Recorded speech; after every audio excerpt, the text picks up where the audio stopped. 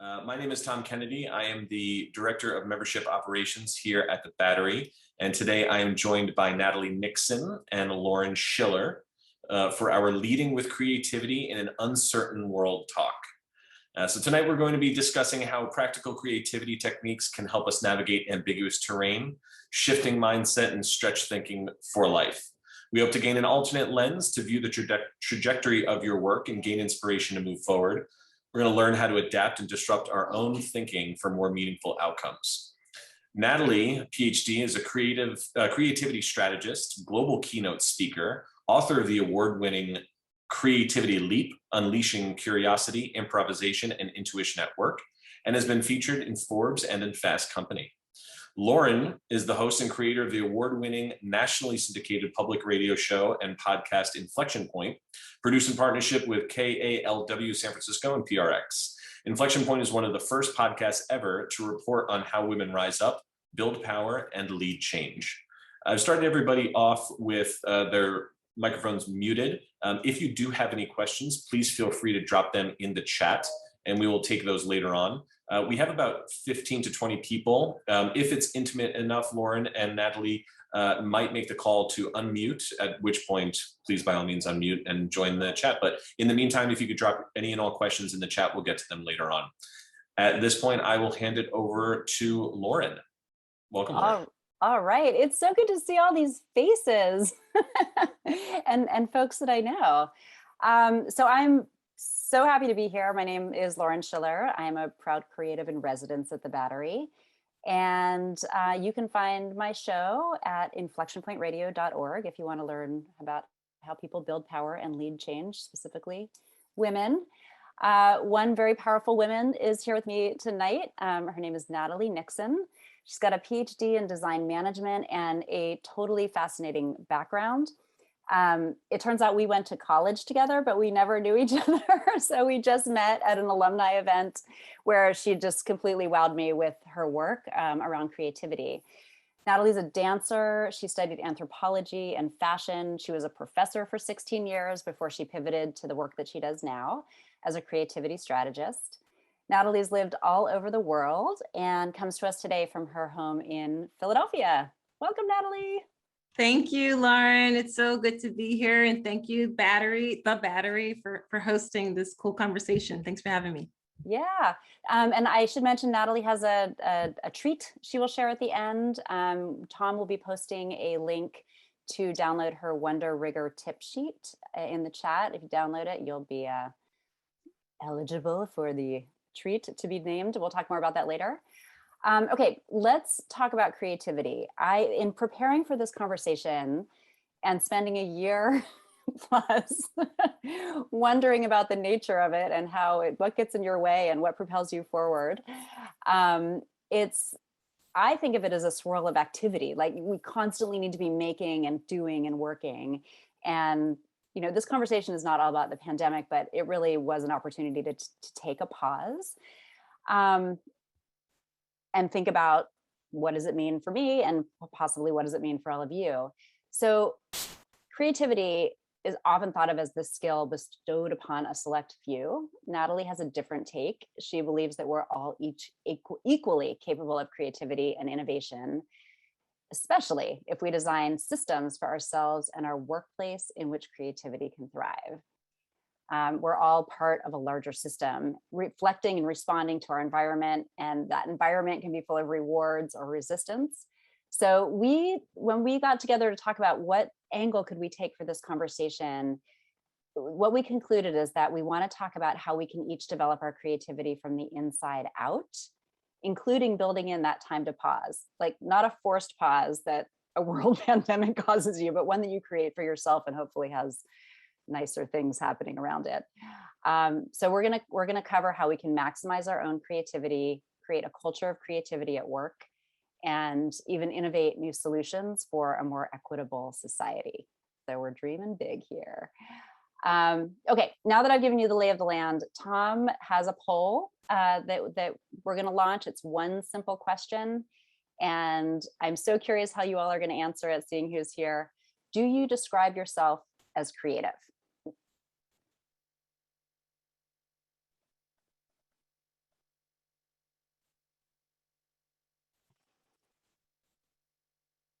watching the results come in.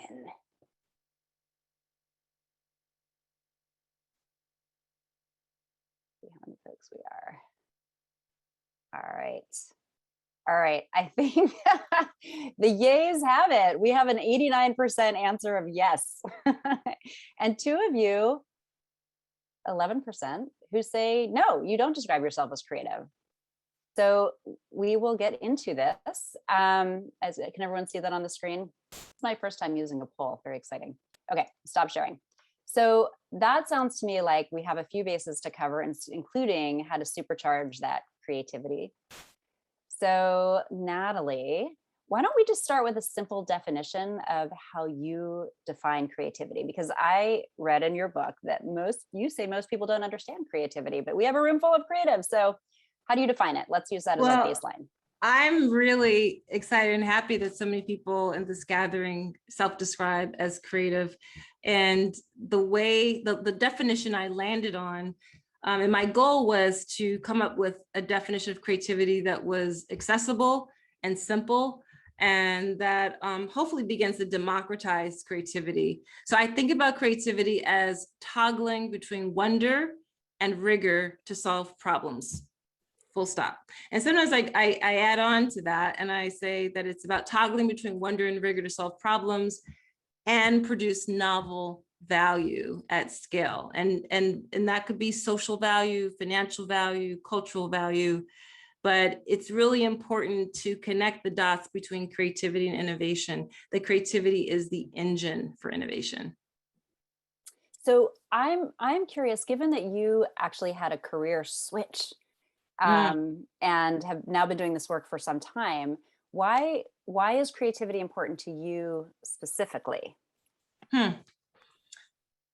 In many ways, so I'm a self-described hybrid thinker. I remember in my 20s, I would get really frustrated with my friends who worked on Wall Street, who I believe were pretty condescending about folks who worked in the arts or nonprofit sector, and thought of them as essentially as kind of naive.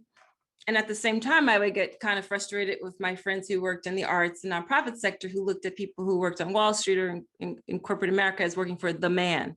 And I always understood the copaestheticness of both of those sectors. I understood the interconnectedness between them.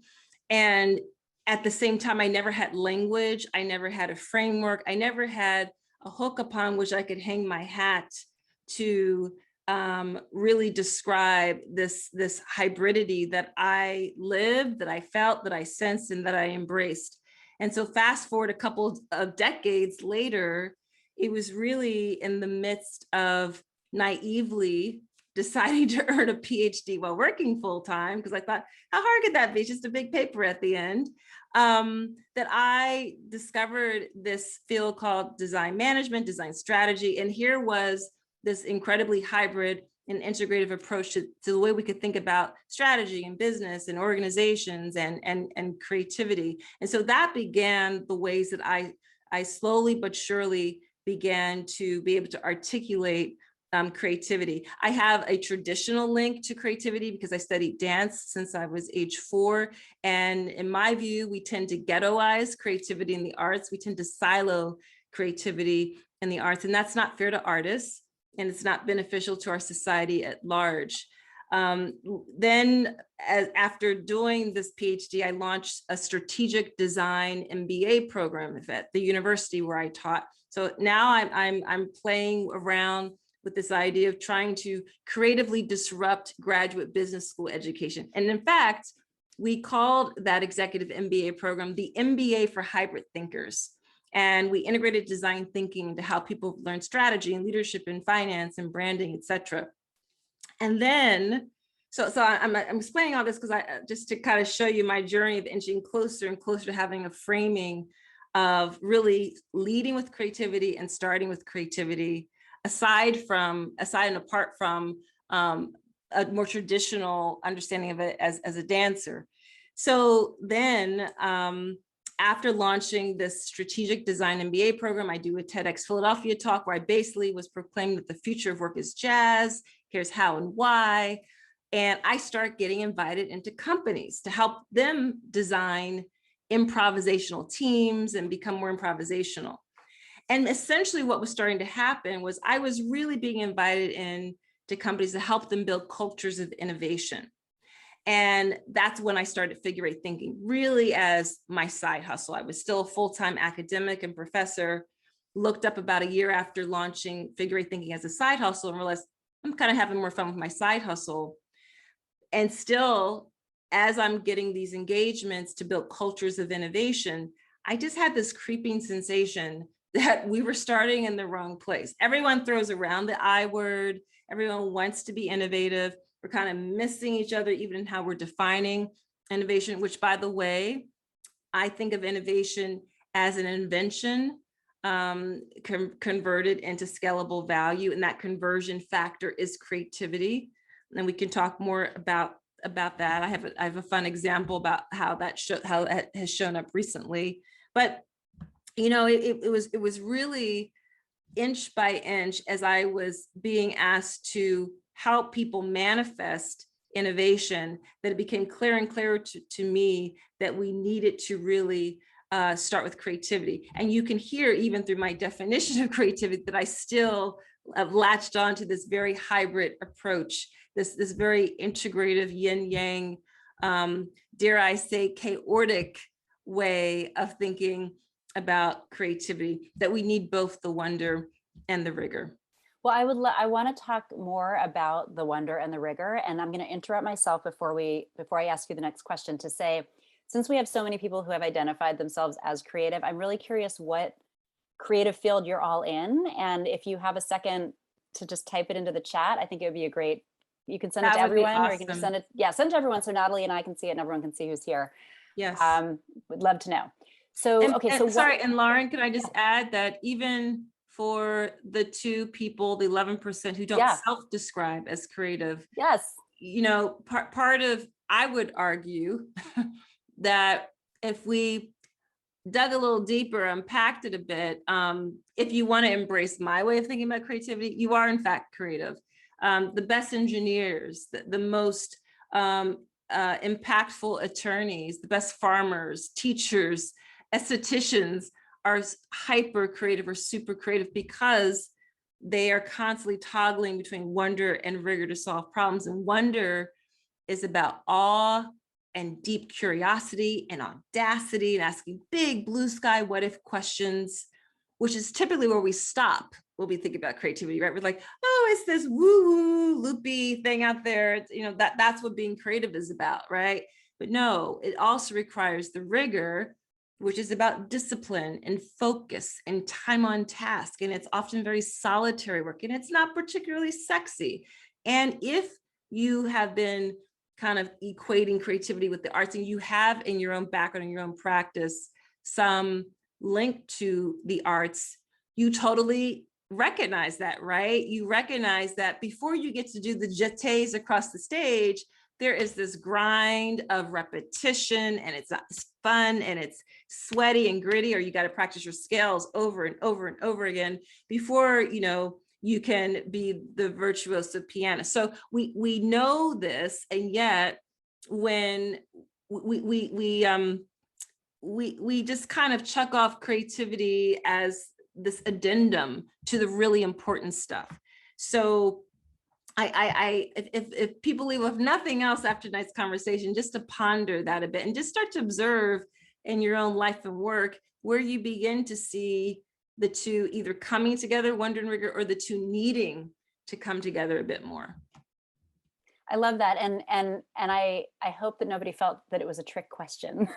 No, hope not. No, because there are so many places in your life to be creative, and many of us spend most of our awakened hours in a work environment, and so that feels like the place where we would either have the most opportunity to be creative or the least, and then we have to reserve our creativity for something that we do in the off hours, and to have those two things live in separate worlds.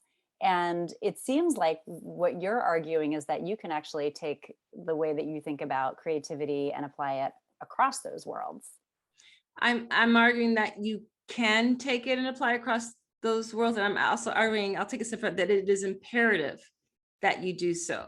And that, you know, when I was writing the book, I thought, oh gosh, you know, is it a luxury to be creative? Am I just going on and on about stuff that, you know, when you don't know how you're going to pay your light bill, right? You just want your kids to have a great education. You don't have access to great healthcare. Like there, like, is this a first world problem sort of thing, right? But then, you know, and if you read the book, if you read The Creativity Leap, then you'll see I pull from some culturally specific references. I interviewed over 50 people who come from technology, science, law, farmers. I interviewed our family plumber, all sorts of people. But I also had some very culturally specific references that relate to my culture. I'm African American. So I come from a culture where creativity has been the fundamental stepping stone for radical transformation, for foresight, for the ability to identify a future state that looks, when the current state is a dystopia, right? So if you look at jazz music, America's classical music, if you look at, I talk in the book about how in the 1980s in our country, the early 80s, we were witness to one of the biggest divestments of funding for arts education in American public schools. And that disproportionately affected poor Black kids in urban Philly, I said Philly, I'm from Philly, urban public schools. And so, you know, to this point, is creativity a luxury? Well, what did some young Black male teenagers do? They turned a turntable into a percussion instrument, and the scratch became one of the most iconic sounds in hip hop music. And hip hop today is the world's largest genre of music. There are so many other examples in addition to art that are more about strategy. I think about Harriet Tubman, who liberated hundreds of enslaved African Americans, but really in large part because of her intelligence, but also because of her intuition. She paid attention to her dreams, for example. She was an incredible navigator. She was a spy for the Union Army. These were all capabilities that I think about as part of creativity. So when I say that creativity is an imperative, we actually cannot afford not to be creative. And I think the COVID quarantine really elevated and revealed all sorts of ways that people became really creative because they had to. You know, creativity loves constraints on time, constraints on money, constraints on people talent. And so in so many organizations and so many touch points in people's personal lives, because of those constraints, they became uber creative, toggling between wonder and rigor to solve problems. So thinking about the constraints and thinking about the things that you actually need in your life to enable you to be free to create, what are some of the systems that you recommend people set up for themselves, either for you know, doing what they want to do on a regular basis, or in those moments when it's just not coming to you? Yeah.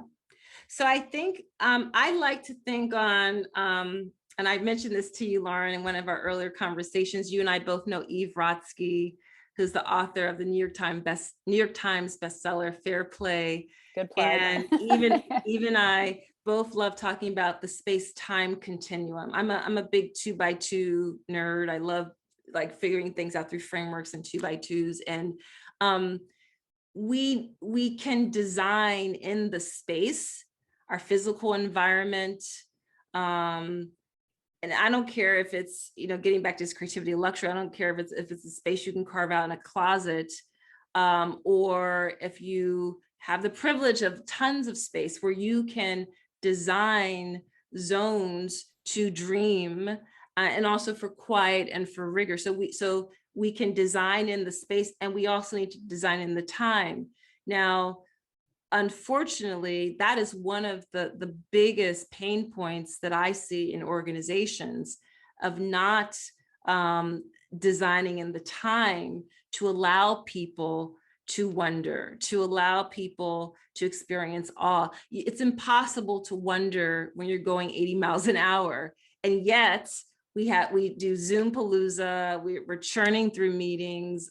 We look up and suddenly we're being disrupted by this new upstart organization or company. It's because we're not designing in the space or the time. So for example, Google used to do something called 20% time. They don't do it anymore, but they used to do something called 20% time, where 20% of the work week, like every fifth day, they would allow people to tinker and explore and just kind of ponder into something that wasn't part of their P&L. It wasn't part of their literal job description. One of the things that was birthed because of the 20% time to do that deep thought, tinkering work is Gmail. Another thing that was birthed out of that is the DEI practice at Google. Another example, Amtrak. This might be admittedly the one thing I do like about Amtrak, because it is a monopoly, and there's all sorts of things that come with Amtrak being a monopoly. But one thing I really love that Amtrak did, which was just a really beautifully exploratory offering, they had a call for writers' residencies on the train. Because you think about it, how much great thinking and pondering, wondering and daydreaming you can get done on a train.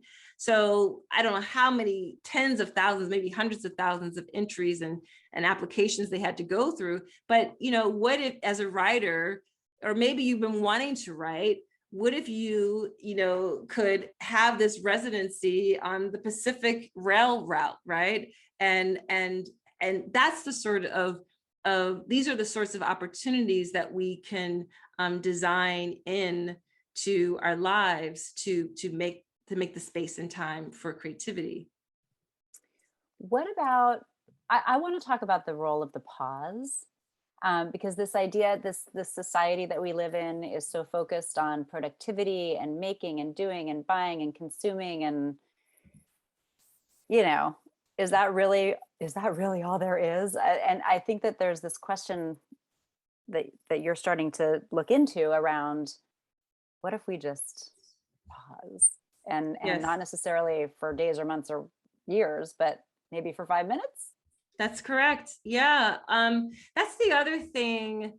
We create these barriers to entry when it comes to being creative, when it comes to engaging in a process that is admittedly super ambiguous, right? But one of the things, the book is written and designed in such a way where each chapter ends with a creativity leap tip for the individual and for the organization. And a tip that I practice daily, and which I really encourage others to do, is I take regular daydream breaks. And sometimes I can only afford a 90-second daydream break. Sometimes I can afford a 5-minute daydream break. Sometimes it's 15 minutes, but usually it's between 90 seconds and 5 minutes.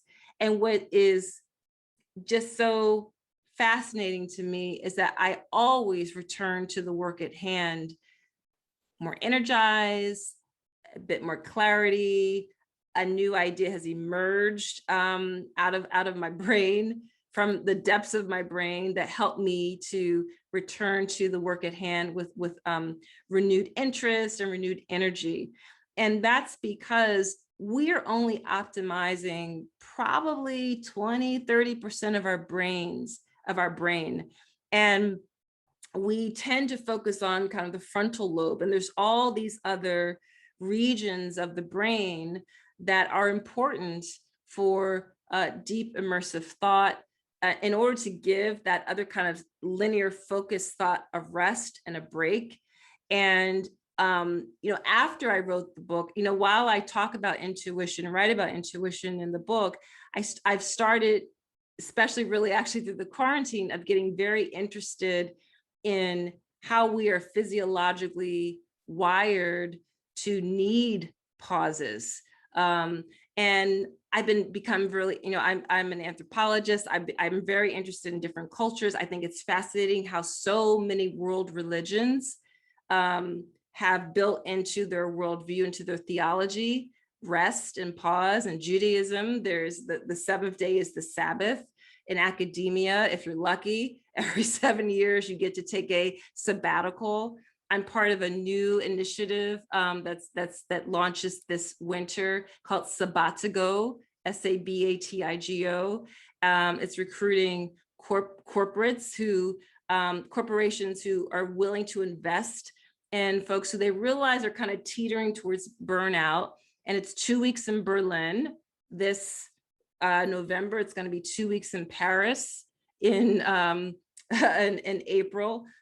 Which, that admittedly, these are luxuries, but it doesn't have to be expensive. It does have to be consistent, and it does have to be regular. But getting back to our physiology, one of the things we know is that we have the second longest nerve in our bodies is the vagus nerve. The first longest nerve is our spinal cord, which is actually an extension of the brain. And the vagus nerve extends from your cranium down through your heart into your gut. So when we say things like my gut is telling me, it kind of is, it literally is, because we are wired physiologically to connect mind, heart, and gut. And then I started exploring a bit more the autonomic nervous system. So we have the sympathetic nervous system, which is, our heart's beat without us, thankfully, without us having to monitor that. Our digestive systems get to work without us having to monitor that. That's the sympathetic nervous system. But then there's the parasympathetic nervous system, which includes the vagus nerve, and it includes fight, flight, and it includes breed, greed. And what's required for the parasympathetic nervous system to really be optimized? Rest. And I'm not talking about meditation, because meditation requires a certain amount of intentional focus. I'm talking about daydreaming, sleeping, just like in Philly, hanging out on the front stoop, so this matters. And it's my hope. So here's my observation. In a world where we now know we can work from anywhere, we can learn from anywhere, and we are in the fourth industrial revolution, where tech is ubiquitous, the train has left the station, AI, robotics, it's all here, AR, VR, et cetera, right? In a world where we know we can now work from anywhere, it's my perspective that those companies and those organizations that work at the intersection of tech, productivity, and meaningful human experience are going to be the ones that thrive. The challenge is that most organizations have 2 out of those 3, right. Most don't have meaningful human connection down, and especially because of this interface that we're working through right now, the digital interface. So I'm biased, but I believe that it's creativity that's going to be the through line that will help to interlink productivity, meaningful productivity, digital technology, and experience, all towards the goal of well-being. It's my view that creativity is a productivity play, creativity is a well-being play, and creativity is most definitely a way to optimize the human. Because now that we know that basic tasks can be taken over by robots and AI and such, the organizations, the leaders, the teams that will flourish and thrive will be the ones that make more room for the human to show up. That's really the opportunity, and that's the goal, which is why, coming a little bit full circle, why creativity is so imperative. It's not a nice to have anymore. It's really a must have. Yeah. I kind of want to just say hallelujah. Yeah, right. It's Kind so of the silver powerful. lining. I hope we all get that. I also want to give a shout out to Tiffany Schlane, whose face I was seeing on this conversation earlier. There she is, who has written an entire book about taking a day I know, off. Natalie, we got to talk. I wrote a whole book called 24/6, and I write all about the parasympathetic nervous system. So I'd love to I'm talk. going to read your book. Thank you. I always I'll hook you two up. So friend, befriend, rest. I just thank you. I'm right. Well, you know, I love. Okay, yeah. I mean, for 11 years, my family and I turn off all screens for what we call our tech Shabbat, and I feel most creative, and I'm a filmmaker, so I really track it. But my most creative day by far is Saturday, when all the screens are off and I'm daydreaming and in nature. And so, anyways, I'm loving everything you're saying, and I'd love to connect afterwards. I would love that, Tiffany. We'll make it happen. We'll make it happen. And speaking of like a tech Shabbat, our daughter, the first time she announced that she was, I think she was an 8th grader. I don't think she was in 9th grade yet. Middle school sucks. I don't know about you. It's hard. I would never ever go back to that time of life. And it was hard for her. And she's a tween in the middle of being a digital native, where there's constantly, like, I didn't know I wasn't invited to the party on Monday. Like, I just got to school. It was like, right. Oh, those people are talking at the lunch table, right? Like, I had no idea I wasn't invited, right? But now you're constantly aware of it's FOMO on steroids, right? So, but she announced to us at one point, I'm going on a tech fast. We're like, wait, what? I was like, Sid, what's that? And she said, I just took myself off Instagram for a while. I don't really want to, it just makes me feel bad when I see that I'm not at certain parties. It's like, wow, that's so amazing. That's so self-aware. So self-aware. And now she's going to her junior year in college. And she just recently said, yeah, I just unsubscribed to Snapchat. I realized, like, she said, I knew I had to catch myself when I was like almost stumbled down the stairs because I was like looking at my screen. Right. So, but I'm also increasingly aware that, you know, I'm Gen X, I'm solidly middle-aged, and so many of us take this long to really understand what really matters, and what if we could equip our children, people younger than us, that of assuaging their fears of needing to have the most jam-packed resume and all these things, because it's not sustainable otherwise. It's otherwise not sustainable. Yeah, and that travels with you into adulthood, and it doesn't leave you the space that you need to ask questions the way you just actually framed that question, which is started with the words, what if? Yeah. What if? So I wanted to get back to this idea, this question of seeing a world that doesn't exist. You said that a few minutes ago. I'm looking at the work that that many of these people attending here tonight do: photographer, lawyer, design, fabric arts, architect, filmmaker, communications and marketing, architecture, biotech. The list goes on. These are all fields, I would argue, where you have to see a world that doesn't exist in order to create that world. So how, and we each have our own methodologies, I'm sure, but what are some of the kind of must remembers to imagine a new kind of world, whether it's innovation at work, or I'm really interested in the topic of social change right now. How do we project forward? What's the state of mind that we need to be in order to be asking that question, what if, and imagine a different kind of future? Well, so first I just want to shout out to the lawyer, because I'm married to an attorney who has a very different type of beautiful brain. He has, he does that sexy law. He's an ERISA tax benefits lawyer. So watch out now. And so was Ruth Bader Ginsburg's husband, right? Yeah. Okay.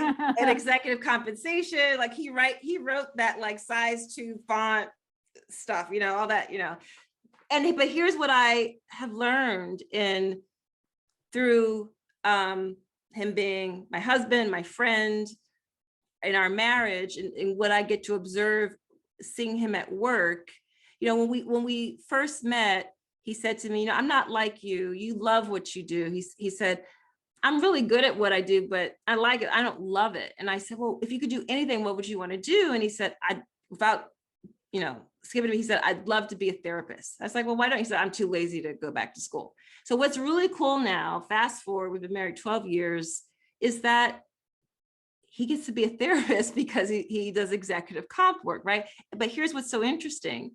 He is super creative because he has to combine his legal training, which really, and I'm really dumbing this down, this is the Cliff Notes version of law school, 3 years of law school, but you learn to understand a problem from like 20 different angles, right? That's paradigm shifting. That's like having a systems view. That's systems design, in my view. That's being able to unpack something to its lowest common denominator, lay it all on the table, and then understand, based on all of those components, how might we approach the problem? And not only how might we approach the problem, how's the other party going to approach the problem? He's incredible EQ, in part because he's the youngest of 3 older sisters. So in order to stay in the room, he had to shut up and be quiet. EQ meaning emotional intelligence, emotional quotient? EQ being emotional intelligence.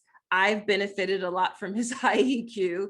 But, so shout out to lawyers and hopefully this lawyer who's here self-described as creative, because totally, yes, to be an attorney requires an immense amount of creativity. But to answer your question, Lauren, about, I'm going to paraphrase it, but how do we go about the work of ensuring we're creative? Did I say that right, Lauren? I'm going to simplify it down to how do we see a world that doesn't exist? How do we see a world that doesn't exist? I would offer up another part of my creativity ecosystem, which is the 3 I's, because I figured it's not enough just to tell people, oh, toggle between wonder and rigor to solve problems, off you go, you're creative. It's like, well, how do you intentionally keep doing that? How do you exercise it and practice that?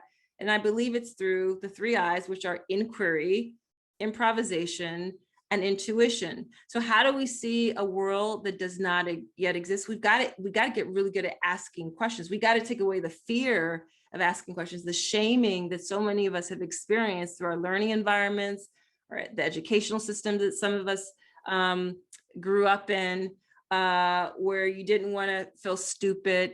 I think, I'm gonna be really blunt right now, so I hope it's okay, but I went through 3 different types of educational environments by the time I graduated from high school. I started in urban Philly public school. You had to know how to fight. I went to suburban public school where I was called the N-word for the first 2 weeks of school. And then I went to hoity-toity elitist Quaker prep school, 7th through 12th grade. And one of the greatest gifts that the white boys in physics at 11th grade gave me was that when you're loud and wrong, the world does not come to a screeching halt. Because I was the girl who would go over my answers 3 times. I would eventually raise my hand and quietly kind of say the answer. And the guys in the back would blurt something out and it was wrong. And the teacher would say, not what I was looking for, but let's understand how you came to that answer. And what's another way we could think about it, right? So I was educating 2 very different systems. The first 6 years of education, first, whatever that is, 1st through 6th grade, I was being taught to stay in your lane, fill in the dot, do well on the test, get gold stars. I was really good at giving the teacher what they wanted. And then I went to an environment, it was ask a better freaking question. Ask for forgiveness, not permission. And as a Black girl in those environments, that was a mind trip because there was so much that I was navigating.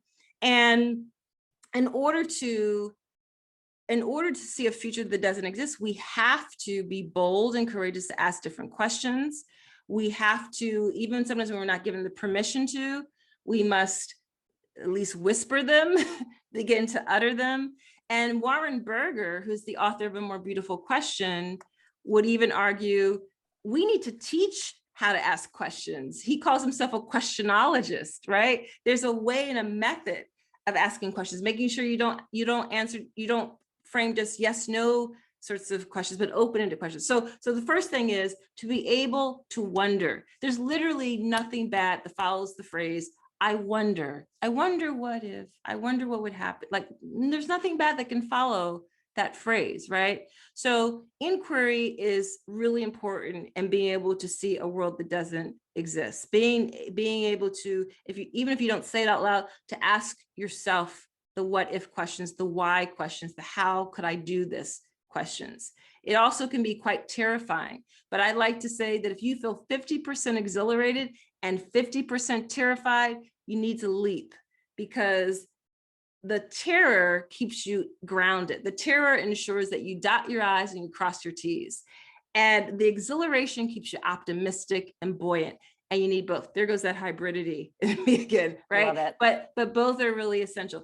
The other I, and these are not in any particular order, is to be improvisational in order to imagine a better future, a world that doesn't yet exist. And improvisation is about being adaptive, it's about being self-organizing, it's about being emergent.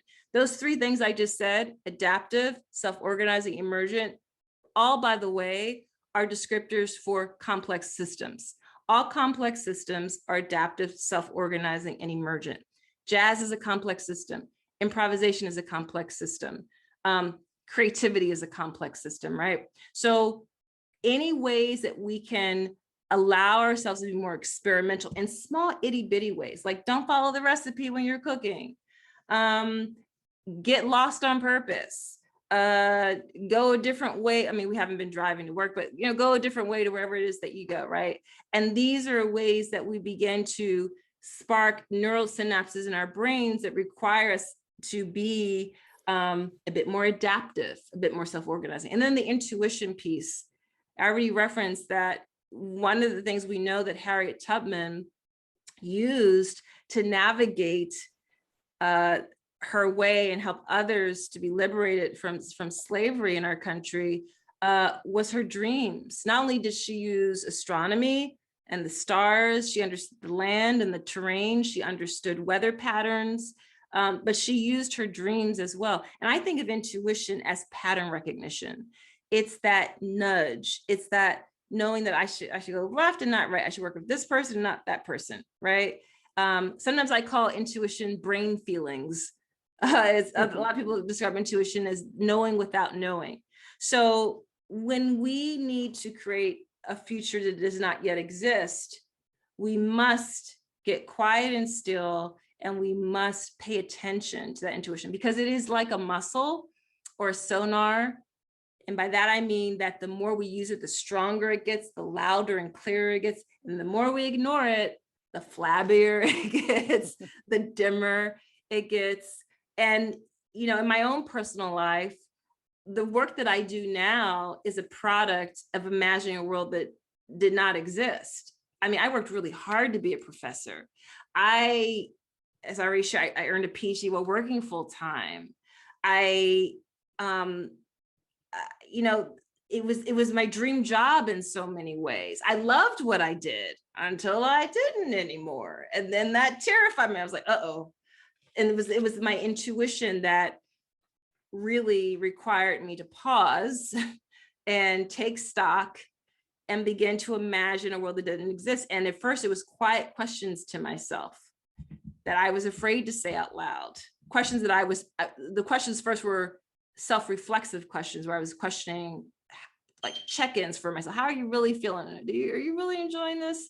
Are you really kind of wishing that this side hustle that you've been doing, that was more the ways you were spending your time?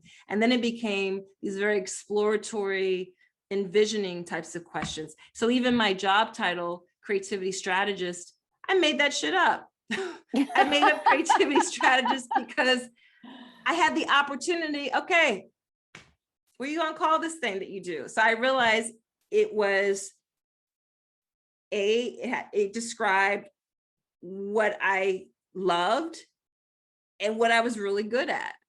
And that was the mashup. And I had to practice looking at myself in the mirror, this is back in the time we were like going to cocktail parties and events and conferences, and say, hi, my name is Natalie Nixon. I'm a creativity strategist. I repeat that 10 times until it rolled off my tongue, because it didn't right away. I felt I would like get tongue-tied and like, oh, that sounds weird. But you know, all of a sudden it's like, yeah, that is exactly who I am. But it starts with questions. It starts with being experimental, improvising, and really having the courage to act on your intuition.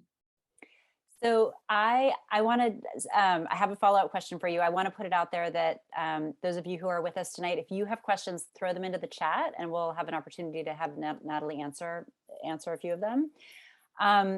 So let's just take this full circle. So this approach of wonder and rigor, your move from being a professor where you started to wonder, is this really the work for me?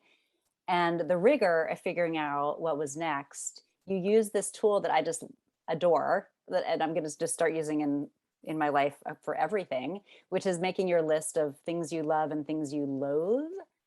And I actually love loathe sounds better, but actually it was loathe on the left hand side and love. The loathe love audit. I think that's just I mean, that can apply to so many things in our lives. Yes. Yeah. And it started with a blank piece of paper and a pen at my kitchen table. I drew a line down the center, and on the left, I just did a brain dump and listed all the things that, I mean, like I despised about my work, that I kept me up at night and like I didn't want to have to deal with. And it was like, ugh, don't want to have to do that. And then on the right hand side, everything that I loved, I mean, adored about being a professor and teaching and doing the work that I did. And when it was out there on the piece of paper, all of a sudden, when I really started looking at the right hand side of the piece of paper, all the stuff that I adored and loved, this reframing happened for me. And I thought, oh, I could still do the stuff on the right hand side of the paper. It's just not called being a professor anymore. Now, my mother, after I resigned, the first year, she would ask me about twice a month, are you sure you did the right thing? Are you okay? And then year two, oh God, year two, it got down like every other month, about 6 times a year. She'd ask me, so how are you feeling? You think you did the right thing? Yes. Year 3, twice a year. Now she's given up. She gets it. Right. But yeah, it's building a world that does not yet exist and may not make sense to a lot of people around you, maybe to a couple of people around you. And you increasingly just have this clarity, and it helps to extrapolate it, put it out there in front of you, and look at it for what it is. The other thing that I did, Lauren, is I gave myself a miniature retreat. And when I said I'm going to give myself a retreat, now, first of all, I was a professor, so I had the luxury of having a really reduced workload over the summer, right? So most people don't have this. So that first, I'll admit, like that was nice. I had the summer to really kind of decompress. But I decided I want to give myself a retreat, and I didn't know if that was going to be a day in a hotel somewhere. I didn't know if it was going to be a long weekend, and I was actually having lunch with another alumna from where Lauren and I went to college at Vassar, and older than us, but someone who's just become a real dear friend to me. And I was just kind of like telling her, like, this is where I'm at, I'm confused, I'm giving myself a retreat. And she's like, well, like, how long do you think? And I said, I don't know, hopefully a weekend. It'd be nice if it could be a week. And she happened to have a beautiful home, additional home in Virginia, in Assateague Bay in Chincoteague, Virginia. And she said, you could stay with me. I'm just going to be practicing my flute every day. Why don't you just come and hang out? And in that week, she had attached to her home this pier that in these beautiful grasses, in this bay. And every day it was like rinse, repeat. I'd wake up, have some morning coffee. I had a journal. I had these like self-help books. I would walk out barefoot to the end of the dock. And for me, water is just always this incredible touch point in my life. Water is very healing for me. It helps me to like be very expansive. And I would journal, I would ask questions, I would follow these little worksheets, I would find these self-help books, I would cry, I would nap, we'd go for lunch, I go back out to the pier, we cook dinner, sleep, wake up, rinse, repeat. And at the end of the week, I didn't feel like anything had shifted. I was like, well, that was the retreat. I guess that was helpful. And it's only retrospectively that I realize how important that was. So for any of you who are kind of at this inflection point, it doesn't, I don't think it matters if it's a day that you can afford, if it's a weekend that you can afford, if it is a month, whatever it is, take the time to pause and to be with yourself and to ask yourself those hard, uncomfortable questions and maybe stare at a blank piece of paper. But give yourself that time. It does, no pun intended, wonders for really figuring out what's next. That sounds like an amazing retreat. Can I have her phone number? Just flash it up on the screen. Well, so Jonathan's asking, can you explain how you do your wonder breaks? And I think this is kind of the nature of the question is like, is it, maybe the ones that you just take during the day or what that you recommend? Yeah. So first, I'm launching a course this August called the Wonder Rigor Lab. And it's really, I prototyped it in the winter as a live group coaching class. And that iteration, I called it Your Creativity Leap. And it's really about helping people get unstuck and applying some of the principles from the book, The Creativity Leap, but also my own creativity hacks. And what I really try to do is equip people with some of the basic tenets and principles, and then try it on for yourself. Like, what does that look like for you and your life, your version of that? But for me, wonder breaks, it involves daydreaming, it involves walking. I'm very kinesthetic. So I need to move and that's how things clear out for me. So, the Japanese have a whole word in their language, which we translated as forest bathing, where you immerse yourself in nature. We now know, whether you're by the ocean or in the woods, that, the way the sunlight filters through the chlorophyll affects the release of oxytocin, and serotonin. They're good hormones. And our feet breaking against the soil releases certain bacteria that when we inhale that, it's very healing and healthy for us. So whatever for you is going to help you pause, give you a sense of awe, allow you to dream, make that up. And design that into your life. And there's another phrase I use are rigor sprints. So I posted this on LinkedIn. I recently learned that there's something called the Pomodoro method, which is very similar to what I call rigor sprints.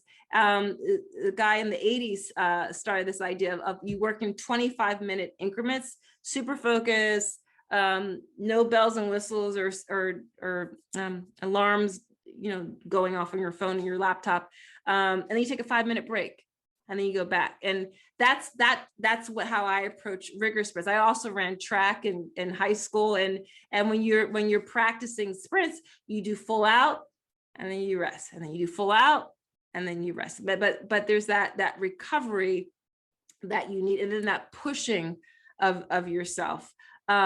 So whatever rigor sprint is for you, in a way that you can get in the zone, be really deeply focused. If it's about practicing fundamentals, if it's about finally reading a really hard article, but that will help you understand something that you're working on, those are examples of rigor moments, rigor sprints. However it makes sense for you to define it, interpret it. Love it.